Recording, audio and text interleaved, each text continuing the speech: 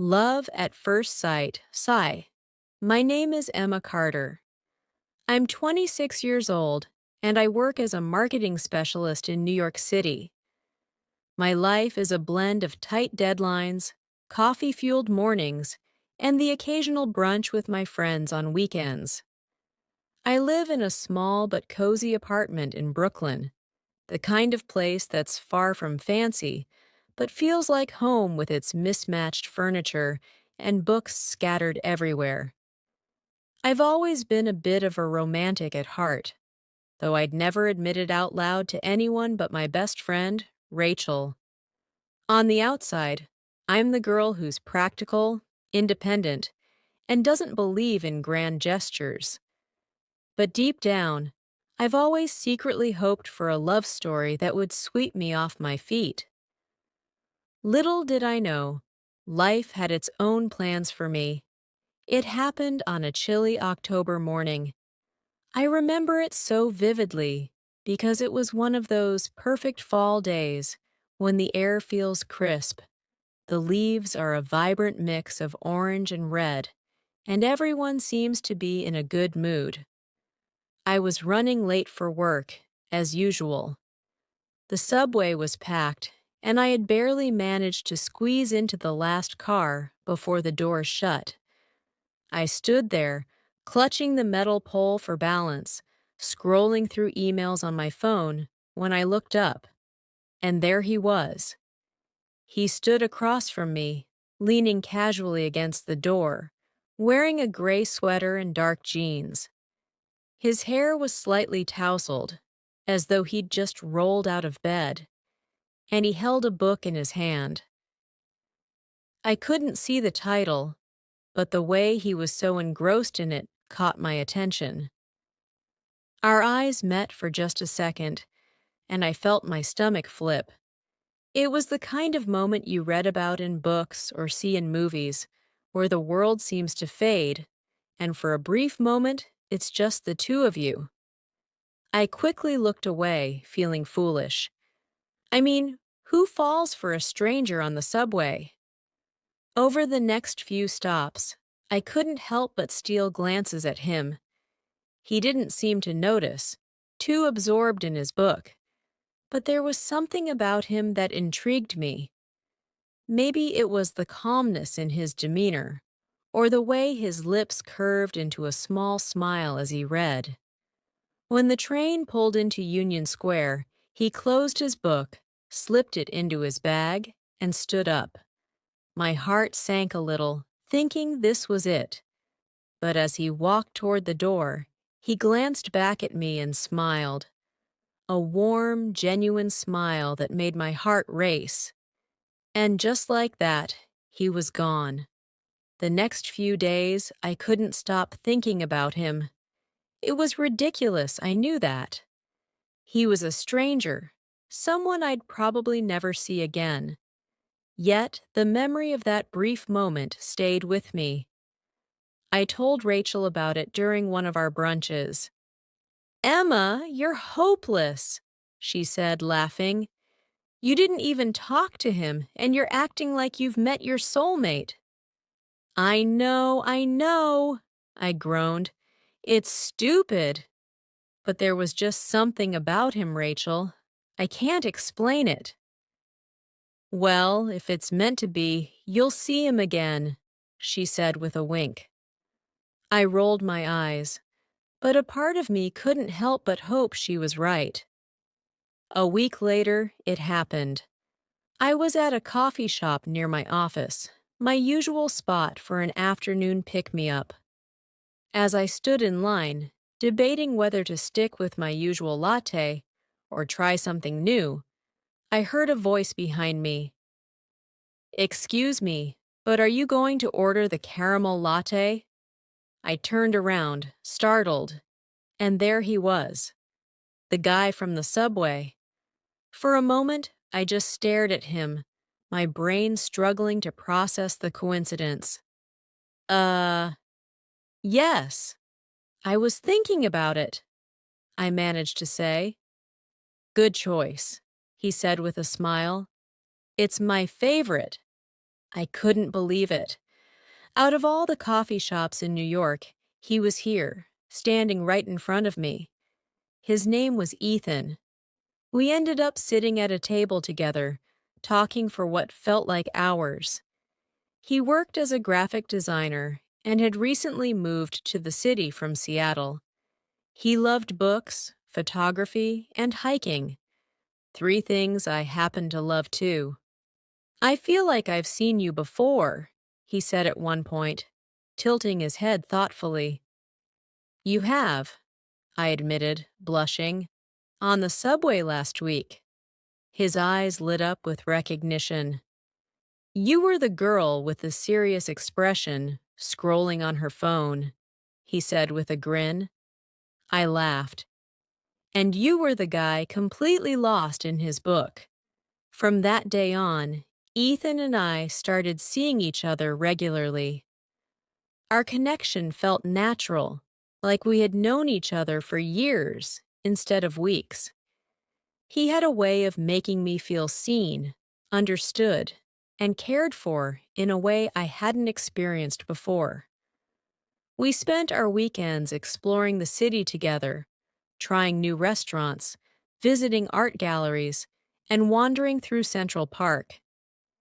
He showed me his favorite spots, and I introduced him to mine. One evening, as we sat on a bench overlooking the Hudson River, Ethan turned to me and said, You know, Emma, I don't believe in coincidences. I think we were meant to meet. I smiled, feeling a warmth spread through me. A journey together. Ethan and I had settled into a comfortable rhythm. Our lives, though busy, always made room for one another. The early days of dating, the butterflies, the excitement of learning everything about each other, were magical. But what came after was even better. We started sharing parts of our lives that went beyond surface-level things. I took him to meet Rachel, who immediately took a liking to him. Finally, someone who's good enough for you, she teased, making me blush while Ethan chuckled. He brought me to his favorite little bookstore tucked away in the West Village, and we spent hours flipping through dusty old novels, sharing our thoughts about authors we loved. Ethan had this ability to make even the mundane feel extraordinary. Whether we were grocery shopping, doing laundry, or simply cooking dinner in my tiny Brooklyn apartment, he'd find a way to make me laugh, often by breaking into a silly dance or telling an exaggerated story from his day. The first challenge. But no relationship is without its struggles, and ours came sooner than expected. Ethan had always dreamed of starting his own design agency, and when the opportunity arose for him to take on a massive freelance project, he jumped at it. I was thrilled for him. This was his dream, after all. But I didn't anticipate how much it would change things between us. The long hours, the late nights, and the constant pressure began to take a toll. There were days when we barely saw each other, and when we did, Ethan was exhausted and distracted. One evening, I brought over takeout to his place, hoping for a quiet dinner together. Instead, I found him hunched over his laptop, papers scattered everywhere, his phone buzzing with emails. Hey, I said softly, setting the bags on the counter. Hey, he replied without looking up. I sat down beside him, watching as he furiously typed away. After a few minutes, I couldn't hold back anymore. Ethan, I feel like I'm losing you, I blurted out. He froze, his hands hovering over the keyboard. Slowly, he turned to face me. Emma, I'm so sorry. I didn't realize how much this was affecting us. It's not just about me, I said, my voice trembling. I see how stressed you are, and it breaks my heart. I want to support you, but I need to feel like we're in this together. Ethan sighed, running a hand through his hair. You're right. I've been so caught up in this project that I've been neglecting us. That's the last thing I want. We talked for hours that night, laying everything out on the table. It wasn't an easy conversation, but it was necessary, and in the end, it brought us closer. Ethan promised to set boundaries with his work, and I promised to be patient as he navigated this new chapter of his career. A milestone moment. A few months later, Ethan's project was completed, and his efforts paid off. His design agency was officially up and running. To celebrate, we planned a weekend getaway to the Catskills, a much-needed escape from the chaos of the city. On our first evening there, we hiked to a scenic overlook just as the sun was setting. The view was breathtaking, the kind of beauty that makes you feel small in the best way. As we sat there, Ethan reached into his bag and pulled out a small notebook. "What's that?" I asked, curious. "It's something I've been working on for a while," he said, handing it to me. I opened the notebook to find pages filled with sketches, notes, and little anecdotes about us. There were doodles of our favorite coffee shop, sketches of my apartment, and even a drawing of me laughing, a moment Ethan had captured perfectly. Tears welled up in my eyes as I flipped through the pages. "Ethan, this is incredible! When did you have time to do all this?" "Whenever I missed you," he admitted. "Even when I was busy with work, you were always on my mind." I leaned in and kissed him, my heart full. Building a life together so the next year, Ethan's agency flourished, and I got promoted at work. We both celebrated each other's wins and leaned on each other during tough times. Life wasn't always perfect, but it was ours, and that made it beautiful.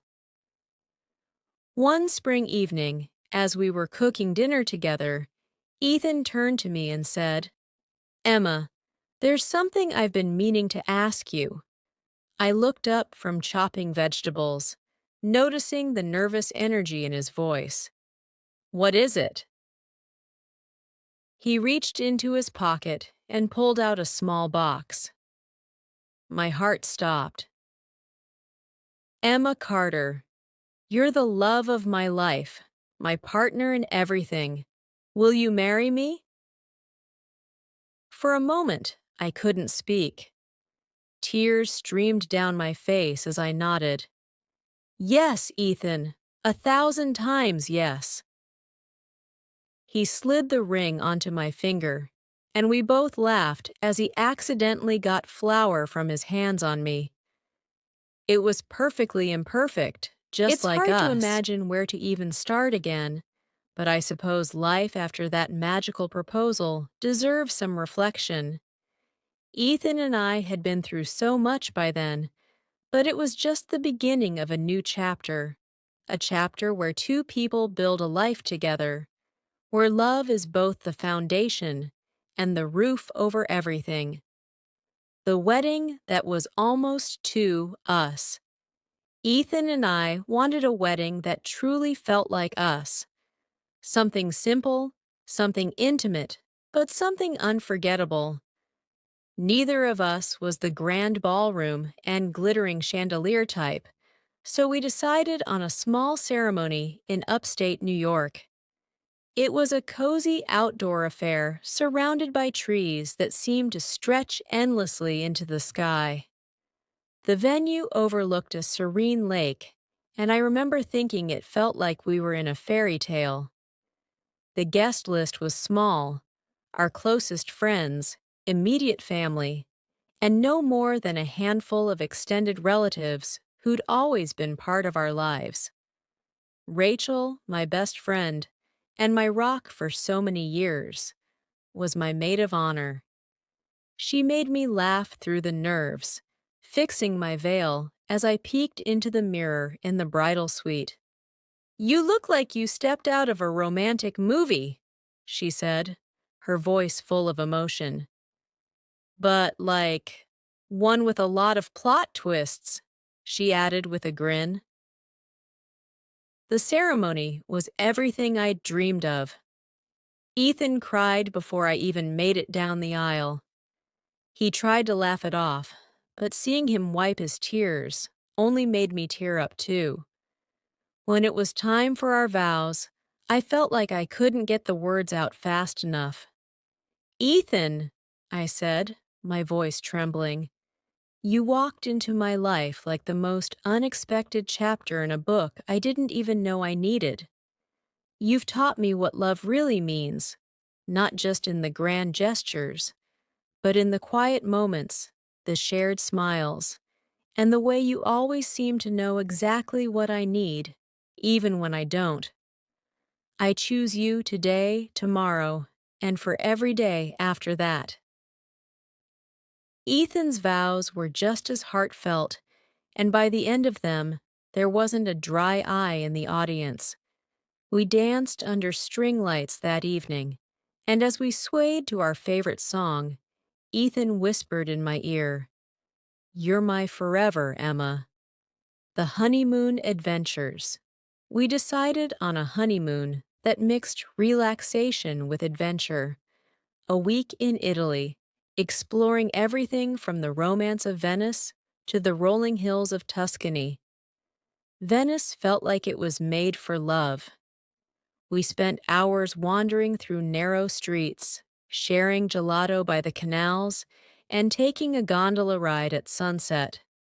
Ethan, ever the romantic, had planned a surprise for me, a private dinner on a small terrace overlooking the water.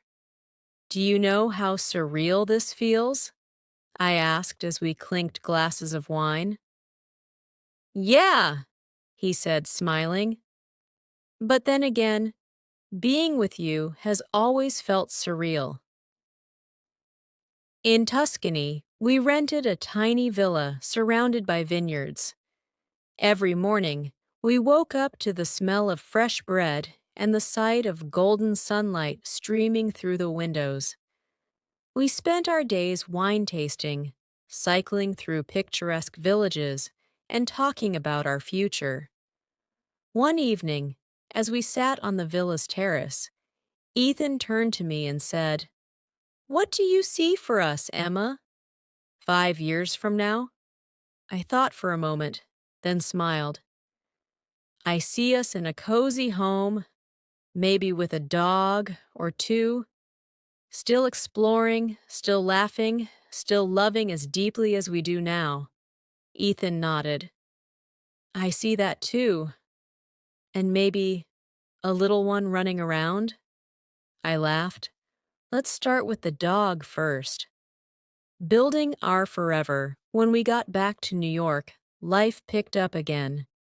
Ethan's design agency continued to thrive, and I found myself moving up in my career as well. We got a golden retriever puppy named Milo, who instantly became the center of our world. Our days were busy, but we always made time for each other. Friday nights were reserved for date nights, whether it was trying out a new restaurant or staying in and watching cheesy romantic comedies. Sunday mornings were for long walks with Milo, followed by pancakes at our favorite diner. Of course, there were challenges. Balancing two demanding careers, navigating the occasional disagreement, and figuring out how to juggle it all wasn't always easy. But through it all, we never lost sight of what mattered most. Us. Ethan's calmness balanced out my moments of stress, and my optimism lifted him when he felt overwhelmed. We were a team, and no matter what came our way, we faced it together. A new chapter 2 years into our marriage, on a crisp fall morning, much like the one when we first met, I found myself holding a little white stick in my hand. Two pink lines stared back at me, and I felt a rush of emotions: excitement, fear, disbelief. When Ethan came home that evening, I handed him a tiny onesie that said, "Best Dad Ever." He looked at it, then at me, his eyes wide. "Are you serious?"